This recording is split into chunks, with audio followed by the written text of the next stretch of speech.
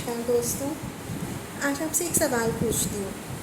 क्या आपके मन में कभी विचार आया है कि अगर आपके पास समय होता तो आप कहीं ऑर्फनेज में या ओल्ड एज होम में जाके अपना समय बिताना चाहते थे?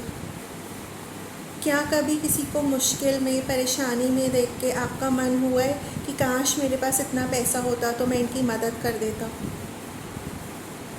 अभी जिन 2 सालों से हम लोग निकले हैं, उस दौरान हम लोगों ने कितने लोगों को खोया है, कितने लोगों को तड़पते और मजबूर होते देखा है।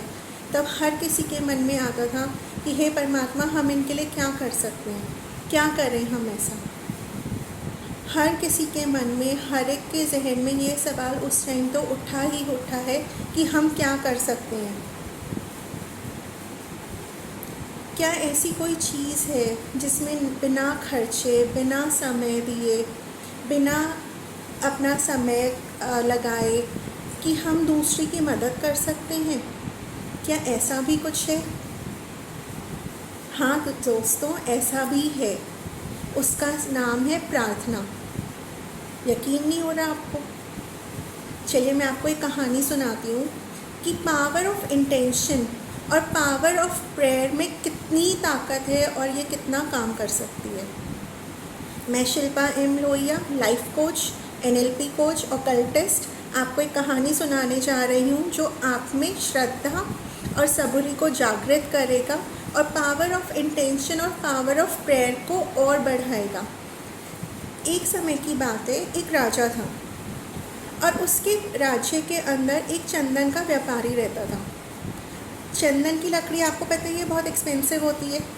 तो अब उस लकड़ी को ख़रीदने के लिए हर कोई तो रोज़ ख़रीदता नहीं था। तो वो व्यापारी सोचता, पता नहीं ये राजा कब मरेगा और कब मेरी ये सारी लकड़ियों का जो अंबार मेरे यहाँ लगा हुआ है वो सारा बिकेगा। अब उसकी कोई नीयत गलत नहीं थी। उसको ये था सिर्फ अपने कारोबार के हिसाब से उसके मन में एक ये थॉट चलता रहता था।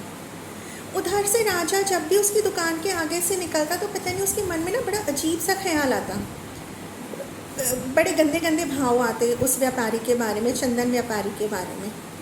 एक दिन राजा ने अकस्मात ही अपने मंत्री को बुलाया और उन्हें कहते हैं कि आज से 15 दिन बाद इस चंदन व्यापारी को तुम फांसी दे देना। अब मंत्री बड़ा हैरान और परेशान कि राजा तो बड़े न्यायप्रिय हैं, वह एक छोटे से छोटे फैसले भी बहुत सोच समझ कर लेते हैं, फिर आज इन्हें ऐसा क्या हो गया, बिना किसी अपराध के वह उस चंदन व्यापारी को मृत्युदंड की सज़ा दे रहे हैं। मंत्री ने अपनी समझदारी, सूझबूझ का काम लेते हुए राजा को बिना बताए रोज़ चंदन व्यापारी की दुकान पे जाना शुरू कर दिया। वे कभी उनके लिए फल ले जाते, कभी उनके लिए मीठा ले जाते, कभी फूल ले जाते। कहते ये राज दरबार से राजा ने भिजवाए हैं और रोज़ उनसे थोड़ी थोड़ी बातें करते रहते। उन्होंने एक दिन ऐसी बातों में पूछ लिया चंदन व्यापारी को, मंत्री ने, कि महाशय आपकी बिक्री कैसे होती है? तो व्यापारी कहते कि महाराज ऐसे तो कोई बिक्री रोज़ होती नहीं, क्योंकि चंदन की लकड़ी बहुत महंगी है। अगर यहाँ के राजा मरेंगे तभी मेरी खूब बिक्री होगी और मेरी कमाई होगी। तो वहाँ पर उन मंत्री को ये बात समझ आई कि जाने अनजाने में यह चंदन व्यापारी राजा के प्रति एक नकारात्मक विचार उत्पन्न कर रहा है जो कि राजा तक पहुँच रहा है। इधर उन्होंने रोज़ाना राजा की तरफ से कुछ ना कुछ उपहार लाना चंदन व्यापारी के लिए जारी रखा।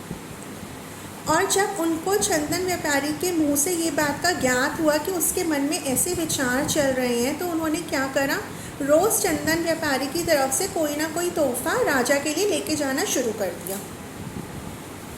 अब शुरू में 2-4 दिन तो कुछ भी नहीं हुआ, धीरे धीरे समय बीतने लगा। अब इधर तो चंदन व्यापारी ये सोचने लगा, कहाँ तो मैं ये सोचता हूँ मेरी कमाई होगी, राजा मरेगा तो, और मेरा राजा तो इतना अच्छा है, वो रोज़ मेरे लिए कुछ ना कुछ भिजवाते हैं। इधर राजा के मन में भी ये भाव उत्पन्न होने लग गए कि अरे मैंने तो फांसी पे टांगने की सज़ा सुना रखी है चंदन व्यापारी को, और वह भला मानस तो मेरे रोज़ कुछ ना कुछ उपहार भिजवाता रहता है। इधर इन भावों से दोनों के हृदय में परिवर्तन होने लग गया। अब राजा ने एक दिन मंत्री को बुलवा के पूछा कि क्या तुमने मुनादी करवा दी है चंदन व्यापारी को मरवाने की, फांसी देने की?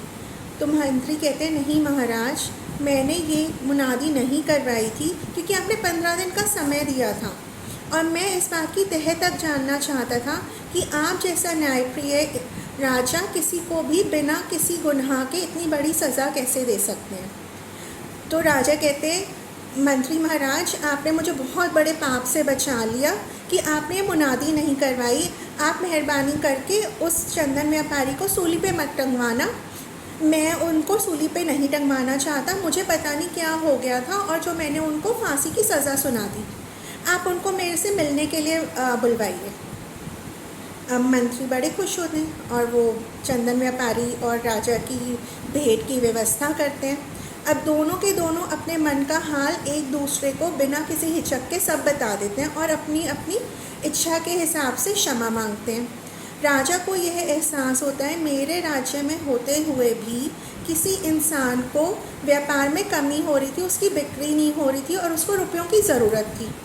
राजा को तो अपनी इस गलती का एहसास होता है और व्यापारी को अपनी इस गलती का एहसास होता है कि मैंने अपनी बिक्री के चक्कर में अपनी कमाई के लिए किसी के लिए गलत विचार मन में लाया कि मेरी कमाई हो, जबकि उसका ये मन नहीं था कि राजा मर जाए, उनको कोई तकलीफ़ हो। उसका ये सिर्फ सोचना ये था कि मेरी कमाई हो, लेकिन एक इंटेंशन से एक गलत इंटेंशन और क्रिएट हो रही थी। जब वो दोनों अपनी बातें क्लियर कर लेते हैं तो दोनों के मन पवित्र हो जाते हैं और दोनों के रिश्ते सुधर जाते हैं। तो आपने दोस्तों ये देखा होगा कि विचारों के माध्यम से ही कितनी जल्दी हृदय परिवर्तन हुआ और विचारों के माध्यम से ही राजा ने बिना जाने और बिना पहचाने कितनी बड़ी सज़ा उस चंदन व्यापारी को दे दी। ये तो उस मंत्री की सूझबूझ थी कि जो उन्होंने बीच में आकर दोनों के मन को साफ करा। इस कहानी के माध्यम से हम लोगों ने समझा कि हर थॉट में पावर होती है। हम एक प्रार्थना के माध्यम से, पॉजिटिव इंटेंशन के माध्यम से लोगों की मदद कर सकते हैं। उसके लिए ना हमें धन चाहिए, ना हमें अपना समय निकाल के उन्हें देना है, बस हमें सच्चे मन से और सच्चे दिल से उनके लिए प्रार्थना करनी है। एक वो लाइन्स है ना, तेरा मंगल मेरा मंगल हो, सबका मंगल हो। अगर हम रोज़ सुबह शाम उठते के संग और सोने से पहले समस्त जीव जंतुओं के लिए प्रार्थना करते हैं तो वह प्रार्थना अवश्य ही अवश्य परमात्मा तक पहुंचती है और उसका सकारात्मक प्रभाव होता ही होता है। इसी प्रकार की और कहानियाँ और रोचक तथ्यों को जानने के लिए मुझसे जुड़े रहें और अगर आपको ये कहानी पसंद आई हो तो प्लीज़ आप मेरे चैनल को सब्सक्राइब और लाइक कीजिएगा और बेल बटन दबाइएगा ताकि आने वाले वीडियोस आप तक जल्द से जल्द पहुंचते रहें। धन्यवाद।